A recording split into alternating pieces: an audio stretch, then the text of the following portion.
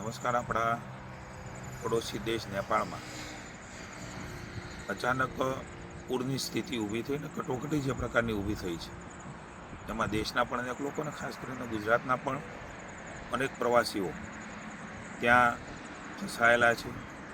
માનનીય વડાપ્રધાન શ્રી નરેન્દ્રભાઈ મોદી દ્વારા સતત નેપાળની સરકાર સાથે એ પીએમઓ સંપર્કમાં છે. આપણા ગૃહમંત્રી અમિતભાઈ શાહ પણ, આપણા ગુજરાતીઓ પણ છે એમાં ફસાણા છે અને દેશના લોકો ફસાણા છે.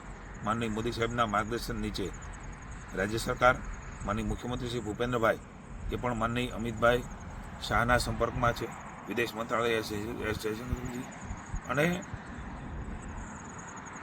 વિભાગ દ્વારા એ તમામ માહિતીઓ જે આપણને મળી છે એ પણ પહોંચાડવામાં આવી છે. આપણા રાજ્યના અલગ અલગ જિલ્લાઓ, એ જિલ્લાઓમાં 12 જેટલા લોકો એ મિસિંગ છે એવી અત્યાર સુધીની માહિતી છે. અમદાવાદ, આણંદ, રાજકોટ, વલસાડ, સુરત, ખેડા, અમરેલી, ગાંધીનગર, વડોદરા જે લોકોએ આપણા તંત્રનો સંપર્ક કર્યો છે.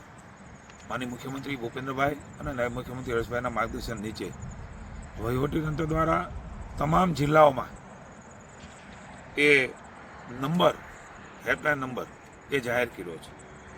સ્ટેટ ઇમરજન્સી સેન્ટર દ્વારા પણ 3 નંબરો એ જાહેર કરવામાં આવેલ છે. છતાં પણ હું જણાવું છું કે 079 232 51 900, 079 232 51 900. બીજો નંબર છે 99 784 05304, 99 784 05304.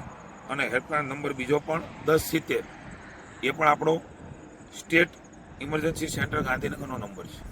હું રાજ્યના તમામ લોકોને રાજ્ય સરકાર વતી કોઈને પણ કંઈ મુશ્કેલી હોય તો આ નંબરો ઉપર, જિલ્લાના સ્થાનિક નંબરો ઉપર સંપર્ક કરીને સતત માનનીય વડાપ્રધાન શ્રી નરેન્દ્રભાઈ, માનનીય ગૃહમંત્રી શ્રી અમિતભાઈ એ પણ સતત નેપાળ સરકાર સાથે સંપર્કમાં છે.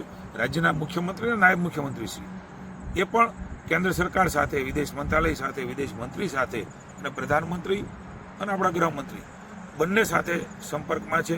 આ દુઃખની ઘડીમાં ગુજરાતીઓ સાથે રાજ્યની સરકાર ઊભી છે અને તમામ પ્રયાસો કે રાજ્યની સરકાર એ કરી રહી છે. કોઈને પણ કંઈ પણ તકલીફ હોય આ નંબરો ઉપર સંપર્ક કરવા મારી વિનંતી છે.